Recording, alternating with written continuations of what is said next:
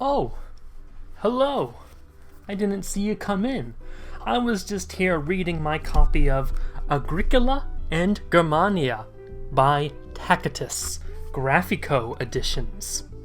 Not sponsored. And I came across a fascinating passage that led me to do some more digging.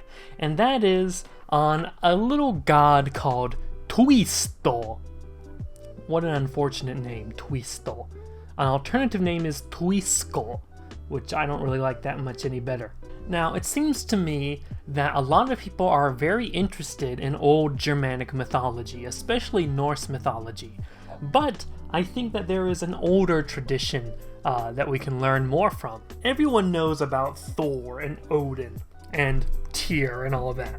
But those are all Norse gods from Norse sources. And did you know that a majority of our knowledge of the Norse religion comes from Christian sources? They were written down by Christianized Icelanders or Norwegians who wrote down the tales of their past. One of the key documents in understanding Norse mythology is something called the Proto-Edda, which was written in Iceland by a Christian Icelander, and it was written basically as a textbook to learn how to write poetry. And because traditional Icelandic Norse poems included a lot of references to Norse mythology, a lot of people in Christian Iceland were forgetting the old mythology, and so the poems and the phrases and the sayings didn't really make much sense to them.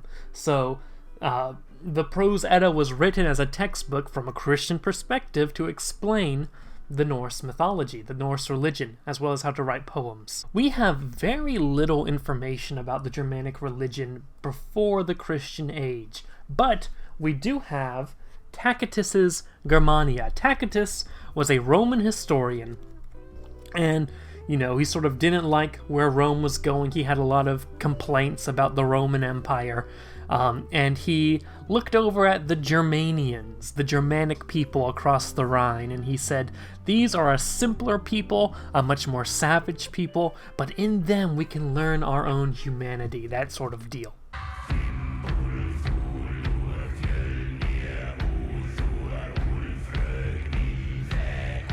And in doing that, he wrote Germania as sort of a treatise to explain Germania, to the Romans and their cultures, and in it he references some of their beliefs. Now, this is written in the 1st century CE, right? So, yeah, technically Christ has been crucified by this point in time.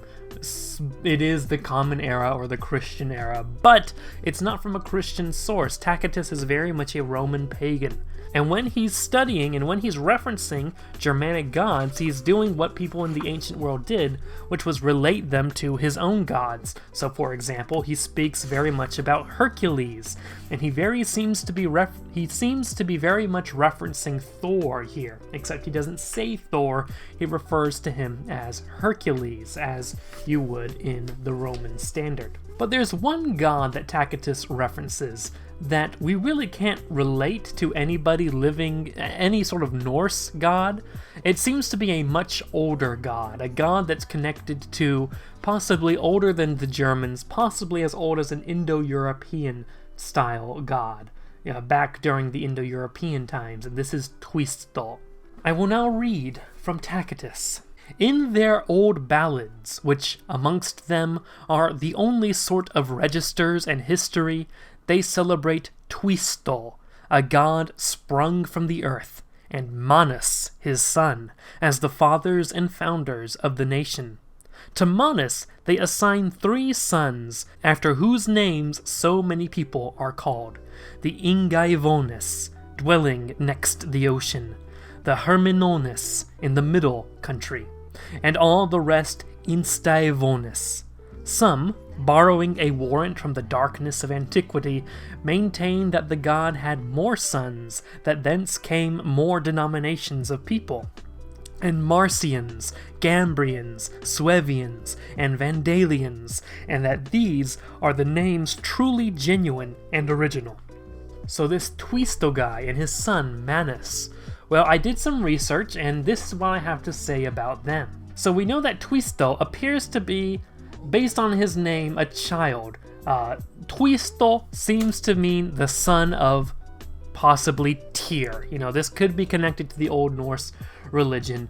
And Tyr, from what we understand about Indo-European mythology, descends from this line of gods associated with Deus Pater. Okay, Deus Pater was believed to be the father of, you know, the sort of Indo-European pantheon, as it were.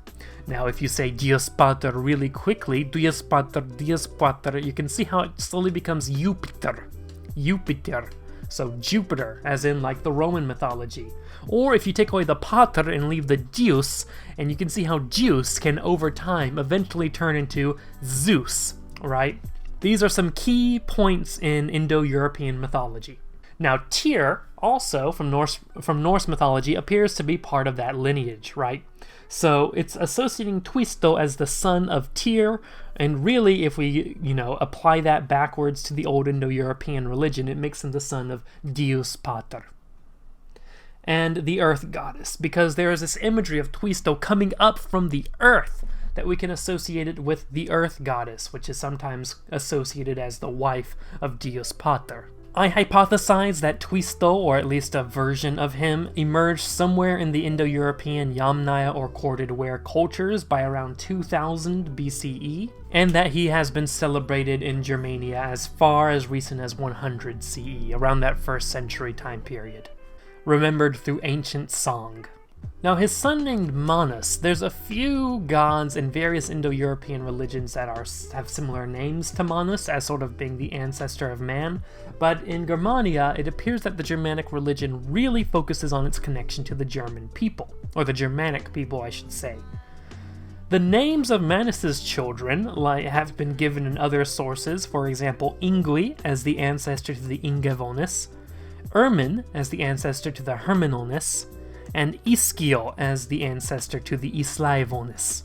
Now Manus in some traditions is believed to have been an ancient king who once ruled over Germania and Sarmatia in ancient times. Sarmatia is sort of that Ukraine area, right?